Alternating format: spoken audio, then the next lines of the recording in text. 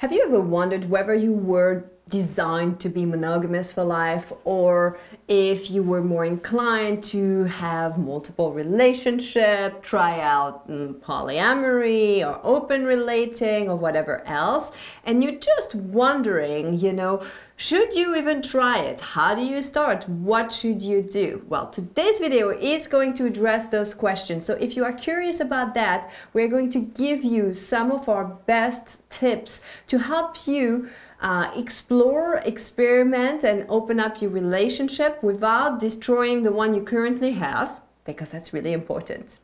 I am Céline Remy, the Intimacy Angel. And I am Kevin Anthony, the Truth Warrior. And if you have ever thought about what it would be like to have an open relationship, then make sure that you like, share, and subscribe.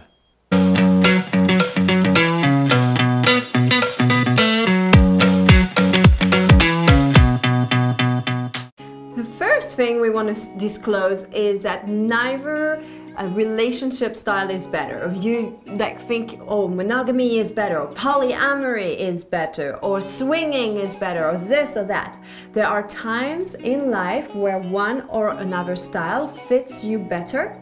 And so it's important to not judge yourself for what you want, what you might want to try. And if you haven't yet explored, give yourself permission to explore, to know what you like. Because sometimes in our head we might think, oh, it would be so hard to have a threesome.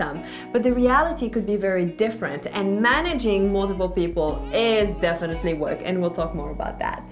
Right, it sure is. So before we get into the how, we need to talk a little bit about why you would want to do this. So there are some good reasons for opening your relationship, and there are some bad reasons for opening your relationship. So let's start with the good reasons. The first reason is because you want to add to your relationship, and this is a really big one. Opening your relationship and bringing other people in should never take away from your primary relationship. It should be in addition to your primary relationship. And this is one of the big areas where a lot of couples get stuck, because they say, well, I'm already not getting enough time with you, I'm already not having enough sex with you, and now you're spending half your time with somebody else, or a quarter of your time, or however much time, right? And that can bring in a little bit of animosity and jealousy and all that kind of stuff. So make sure that you're doing it as an addition. It's like the more the merrier, as opposed to I'm taking away from the relationship. Another good reason to try open relationship is if your relationship is in a good place, you're strong, you're happy, you're healthy, and you're not trying to fix it. You know the thing when people say, oh yeah, we're not doing really well, but let's have a baby, that's going to bring us closer.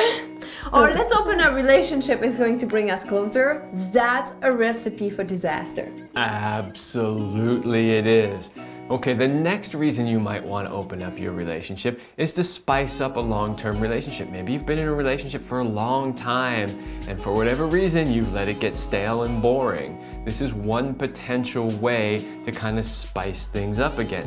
Of course, keep in mind what we just told you. If your relationship is more than just kind of dull, if it's actually not functioning properly, or a little unstable, this is not the solution for you. But as long as it's strong and you're still dedicated to each other, but you're lacking that sort of spark, this may be a way to bring that back. And last but not least is if you are in a situation when one of the partners is not capable to fulfill all of your needs.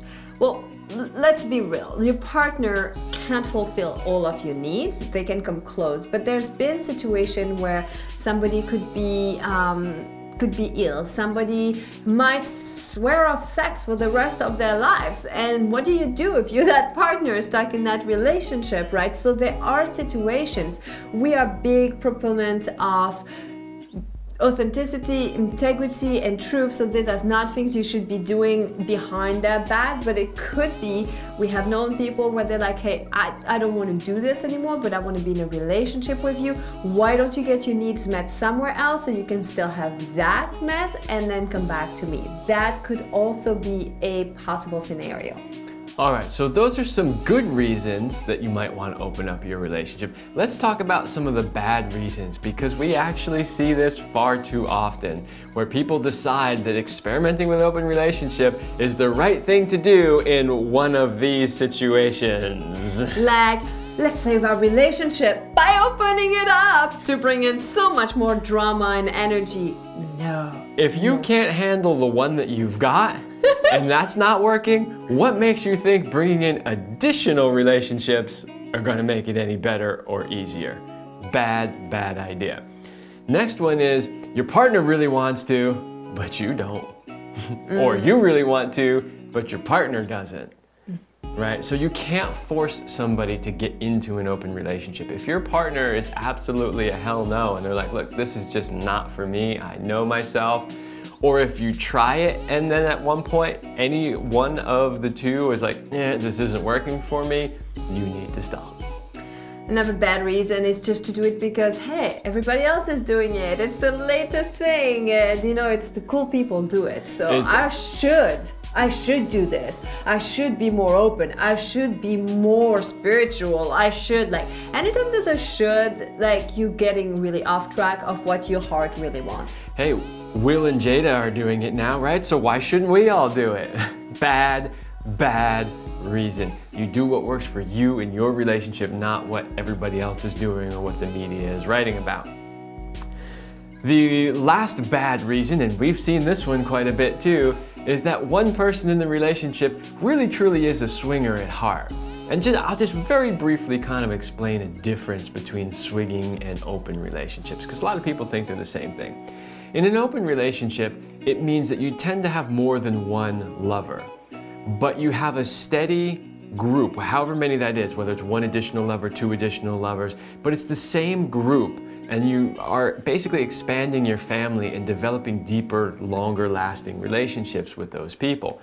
Whereas swinging, on the other hand, tends to be having sex with a lot of random people. You go to a swingers club or a party or an event and you have sex with people that you don't even know. Most times they discourage you from getting numbers and from actually having any sort of deeper connections. And it's just a very different way of doing things.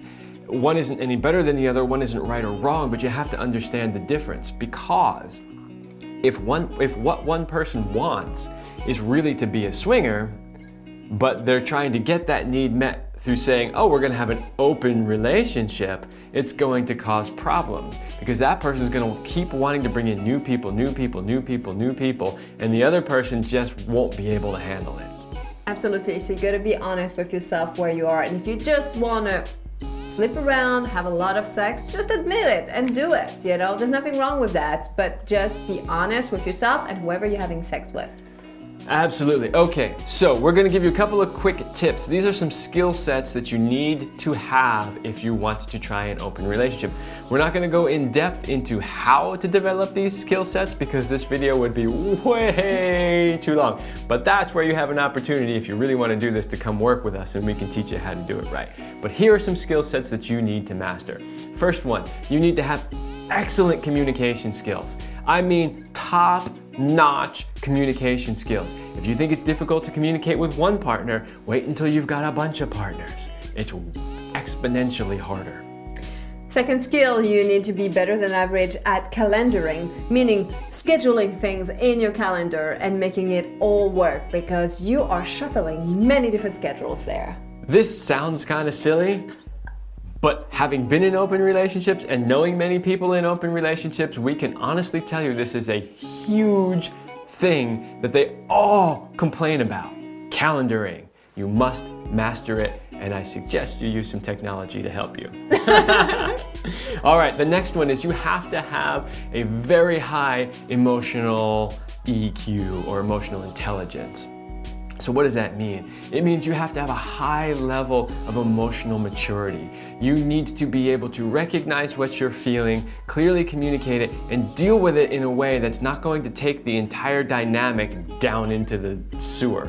Well, and here's the thing, you're probably going to get triggered, and it's okay. You just need to know how to handle this and not just blame others for how you feel. Know that when something is happening, it's simply a programming from within yourself that's being activated. So just learn to deal with this, express yourself, and create a safe space for you to process all of that. All right, next skill set is you have to have the best integrity. Absolute integrity. It is hard enough in any relationship if you're not being 100% honest and full of integrity. And it gets even harder when you've got multiple relationships because you're having communication over here with this person, and then over here with this person, and over here with this person. And if there isn't 100% integrity across all of those communications and relationships, you are going to have problems, and most likely big problems. You want to also develop skills and tools to help you when things happen. Things like jealousy, things like anger, things like, you know, those murky things you don't really like to look at. Well, they will come up.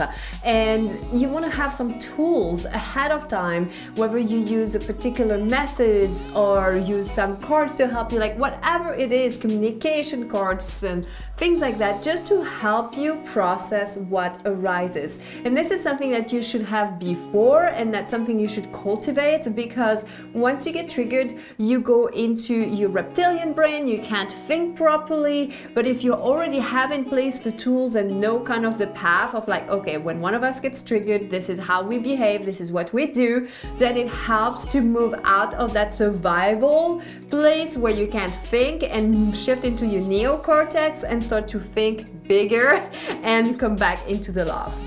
All right, and the last one is you need to have a good support network.